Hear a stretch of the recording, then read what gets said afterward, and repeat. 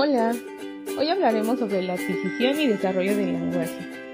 Para ello, entendemos por lenguaje en sentido restringido el código o combinación de códigos compartidos por una serie de personas que es arbitraria y que utilizamos para representar conocimientos, ideas y pensamientos y que se vale de símbolos gobernados por reglas. Para utilizar el lenguaje correctamente en menores necesitan codificar y decodificar casi instantáneamente su lenguaje, entendido como el uso compartido de un determinado sistema o código. Encontrar el sistema de información, conocer todos los sonidos, diferenciarlos correctamente. No usar palabras carentes de sentido desde muy pequeños, aprendemos a formar una frase aunque sea lo más sencilla posible. Ahora hablaremos de las dimensiones del lenguaje. La primera es la estructural, que se basa en Bloom y Leigh. Describen el lenguaje como un código que se construye a través de las interacciones entre la forma, el contenido y el uso. El lenguaje desde ese punto de vista se considera un sistema de signos que permite representar la realidad, estando compuesto por elementos arbitrarios con una organización interna. Ahora hablaremos de la funcional. El lenguaje es concebido como una herramienta que se emplea para la comunicación y la interacción con los demás. Se usa con una intencionalidad comunicativa.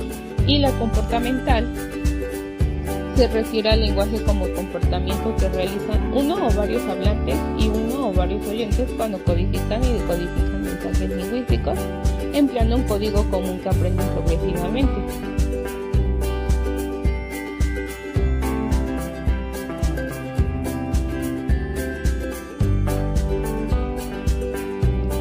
La adquisición del lenguaje en los menores.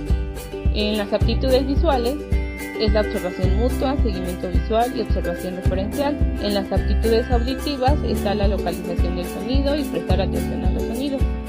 En las motrices hay una imitación motriz de modelos, así como de pequeños gestos o movimientos corporales y una combinación de movimientos motores y sonidos. En las aptitudes preorales hay una imitación oral y verbal y la imitación de los sonidos del habla. En las aptitudes pragmáticas tempranas hay habilidades de alternancia tempranas y signos de comunicación social. En las aptitudes cognitivas, la permanencia del objeto, conocimiento de causas y efecto, así como la reflexión básica sobre fines y medios para tal. Corriente sobre la naturaleza del lenguaje, conductismo. Es una corriente de pensamiento psicológico que tiene gran repercusión teórica y práctica en la explicación del aprendizaje y del desarrollo del lenguaje, influido en la psicología y por tanto en las teorías del lenguaje. Para el enfoque conductista, el lenguaje es una conducta más que se rige por los mismos parámetros e idénticos principios que cualquier otro comportamiento humano. El modelo hipnotista hace hincapié en la dotación genética con la que venimos equipados, lo que influye decisivamente en el aprendizaje del lenguaje y de las primeras palabras. Autores como Chomsky postulan un mecanismo básico genético y por tanto universal que está en la base del aprendizaje del lenguaje y que explica que no aprendemos el lenguaje oral en base a imitación, refuerzos y castigos. Para Chomsky, la competencia lingüística es el conocimiento implícito que posee todo sujeto de su propia lengua, que le permite comprender y producir frases de acuerdo a la forma de su lengua. Además, postula que una gramática completa debe tener tres partes: la sintaxis, la fonología y la semántica.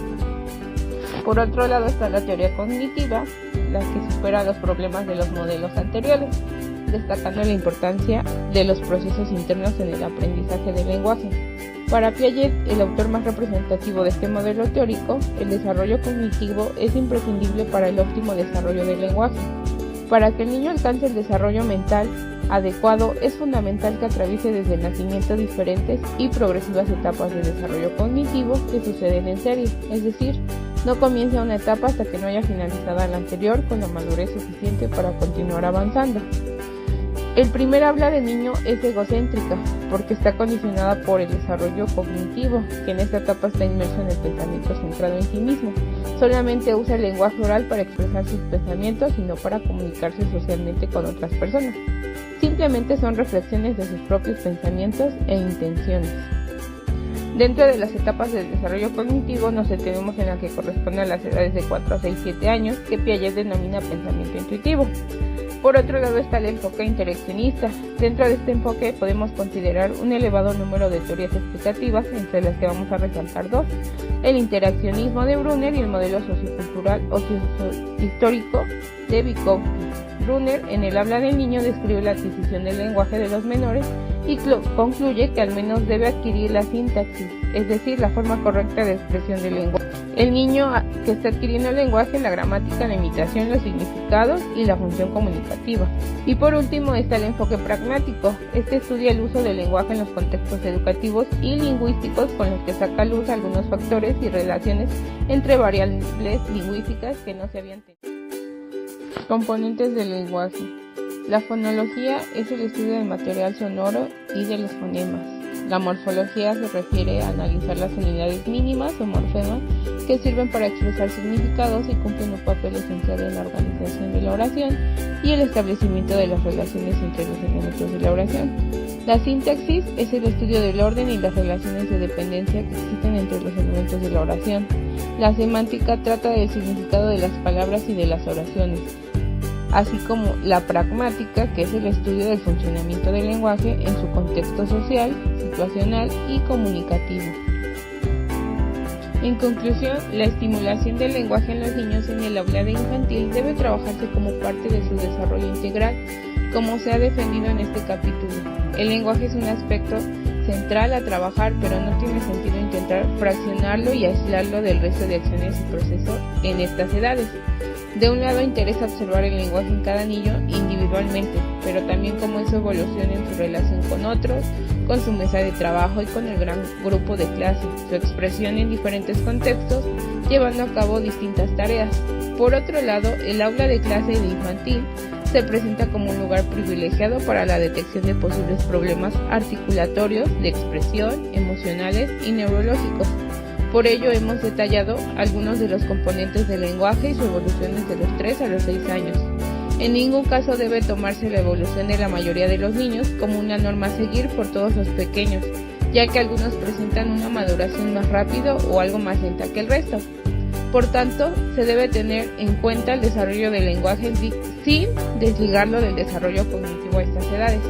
A lo largo de todo esto, se ha destacado implícita y explícitamente la idea de que el papel de los maestros de educación infantil es muy fundamental en el desarrollo general de los pequeños y del desarrollo en el lenguaje en particular.